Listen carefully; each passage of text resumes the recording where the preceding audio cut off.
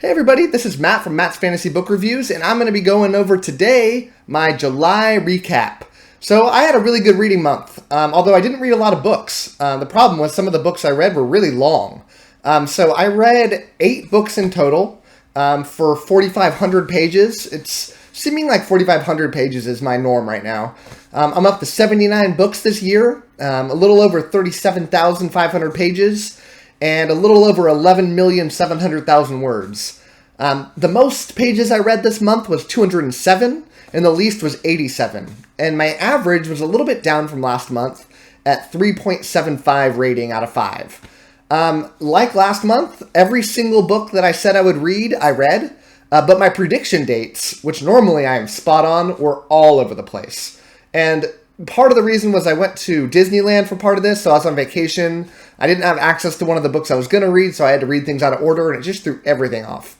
Also, one of the books that got sent to me by an author didn't have some of the pages in it, so I had to email him and get the right copy back, so just took a little bit of wrangling to get things straight. So I'm going to go over those 8 books that I read and give a little recap of them, and then at the end of the video, I'm going to be doing my pick for the book I'm going to read next month of what the viewers submitted. So the first book I read was Dreadgod in the Cradle series by Wight. This was a disappointment for me, unfortunately, and it's going to go down as my most disappointing book of the month. I gave it a 3.5, and 3.5 is not a bad score. It's a good score. But I expected this to be like the top tier of 5 out of 5, and I thought that for a number of reasons. Chiefly, my enjoyment in this series has been going up book by book, and I think this was like the 10th or 11th book in the series. And almost all of them have improved upon the previous one. I know not a lot of people say that. I've read a lot of opinions where some of the books in the series have been divisive. I haven't felt that way. My favorite book in the series was the one that just came out prior to this, Reaper. And so to me, a 3.5 out of 5 is a very bitter disappointment. I'm also left wondering if the final book in the series, which comes out later this year, is going to be good. I worry that the landing is totally going to be whiffed, and we're going to end up with a disappointment, which is shocking, because before this book, would have ranked this book as a top 5 fantasy series for me all time. It's dropping. It's probably top 10 now, but if this last book doesn't turn out to be good, man, what a disappointment that would be. So here's hoping that the final book is going to knock it out of the park. So the second book I read was The Return of Abaddon, a part of the Scars of Hiraeth, can't say it right, by Peter Mooren. This was a book that the author reached out to me and sent it to me. I get a lot of people reaching out to me because on Goodreads, my profile has I'm one of the top reviewers on Goodreads. And so I get a ton of people reaching out to me to review their books. And almost always when I read the reviews of it, or I see how many reviews they are, it's really disappointing. This one was surprisingly highly reviewed. Very few total reviews, but when I read the synopsis, it looked very intriguing to me. Gave it a 4 out of 5. I did like it a lot. There was, some areas that I thought could use improvement, but overall, a very promising book for a new author. The first book that this author's put out. So I'll be looking forward to reading future books in the Scars of Hiraeth. The third book I read was The Dragon Republic, part of the Poppy War by R.F. Kuang. I gave this a 2.5. This would probably be in contention with Cradle for the most disappointing book of the month. However, there were shades of me getting disappointed in the series in the first book, and you'd have to see my review. All of these books have reviews on my YouTube page, but I ended up being rather disappointed with this book because I just wasn't surprised at all, and I want to be shocked and surprised when I read my fantasy books. That's one of the thrills of reading fantasy books for me, and this book turned out to be following a historical event, a real historical event, one that I am very familiar with. And so I was left understanding where everything was going to go, and my love for the characters has waned significantly. The main character I find very depressing and, such a bad person that I find myself just not being enthused about virtually anything about this book. I did enjoy the fantasy elements significantly in this book, which is why the score is higher than it normally would be. I find that the play between gods and drugs and how they access their gods for powers to be very innovative and fun. But that's really the only thing that I really did like about that book.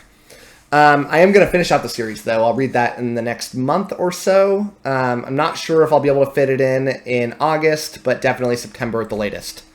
The next book I read was The Wandering Inn, part of the Wandering Inn series by Pirateaba, which is a pseudonym for somebody that nobody knows who it is. 5 out of 5.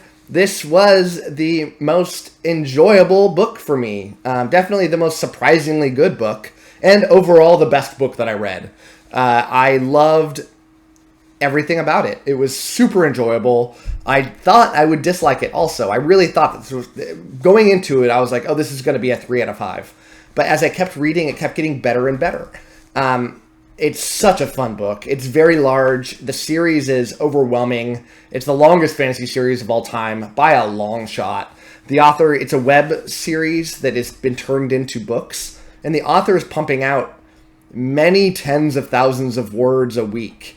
And so just to keep up with it, let alone make up the pace, you have to devote a lot of time. Like, I'm a heavy reader, and if I were to read this series and be caught up with it, it would take one of my reading days out of the 7 to just keep up to pace. So I don't know if I'll ever be able to catch up, but I am really enjoying it. I mentioned it before in my previous series. I don't know if all the books are going to follow this trend, but it had this very weird blend in a positive way of a slice of life with epic, with horror.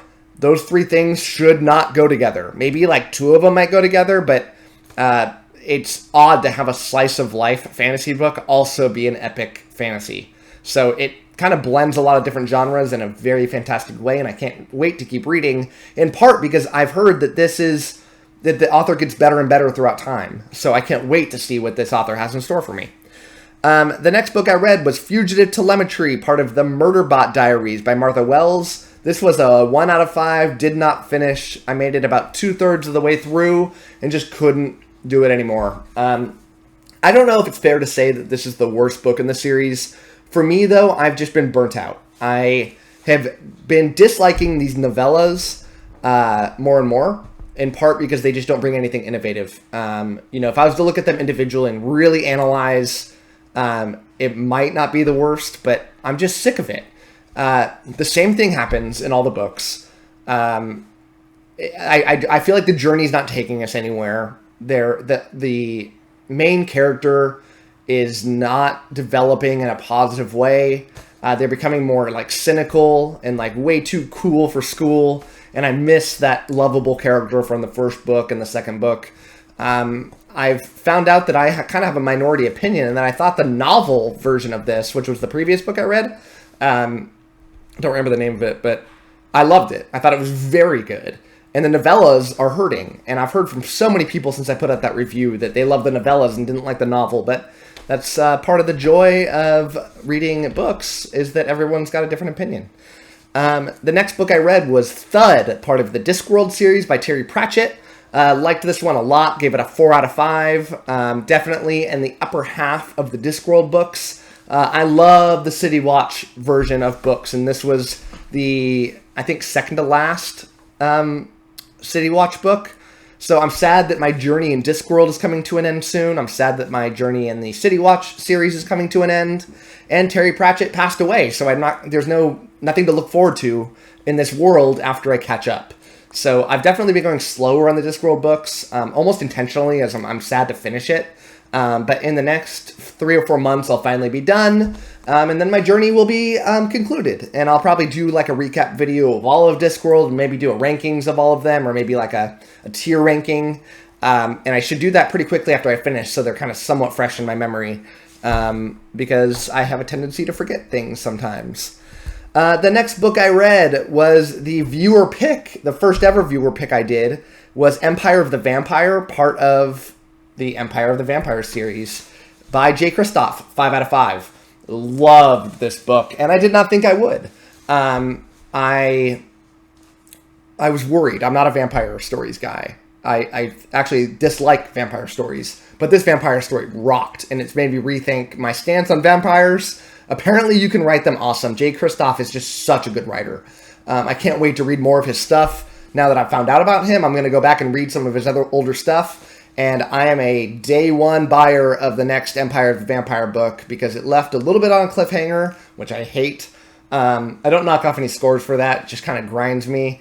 And it does what it's intended to do. It's making me very hungry for that next book. But so if I pick a book this month in the viewer pick, which I'm going to do in just a little bit, and I'm not looking forward to it, hey, I don't know what I'm talking about. You guys know better than me. So hopefully I get another banger.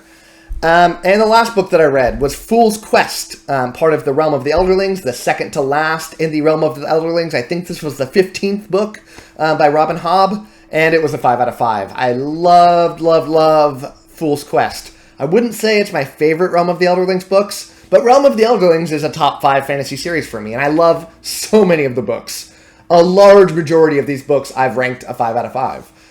But this sub-series, they're broken up into trilogies, although one is 4. I don't remember the name of what a 4-book series is called, but they're almost all trilogies, and this trilogy is turning out to be maybe the best of the bunch. I don't know if it's going to overtop Live Ship Traders. Maybe it'll tie it, because I gave Live Ship Traders a full 5 out of 5 for all 3 books.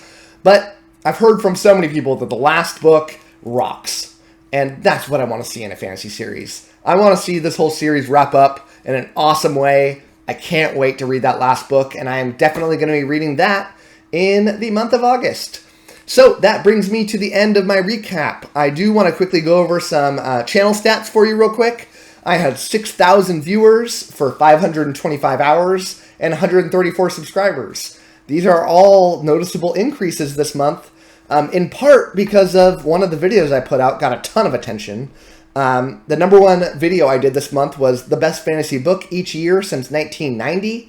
That's got like 1,300 viewers and climbing. So, that definitely helped out my stats a lot. My number 2 video I put out was the Wandering Inn review, and my number 3 was the Cradle Dreadgod review. So, with all that being said, I am now going to switch over to do my viewer pick. And let me switch over to the picker wheel.